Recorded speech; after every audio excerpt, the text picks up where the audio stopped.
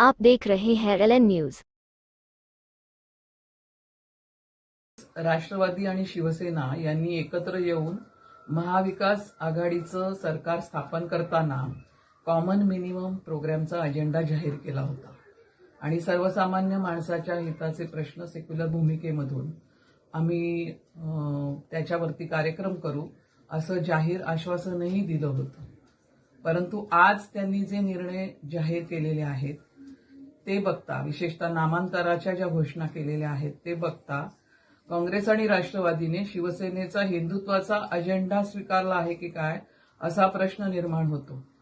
या ठिकाणच्या धर्मनिरपेक्ष नागरिकांनी हे लक्षात घेण्याची गरज आहे की यांची सेक्युलरिझमची भूमिका राष्ट्रवादीची आणि काँग्रेसची किती फसवी आणि अप्रामाणिकपणाची आहे आणि त्यांनी या भूमिकेवरनं स्वतःची जी यांच्याबद्दलची भूमिका आहे ती तपासून घेण्याची गरज आहे।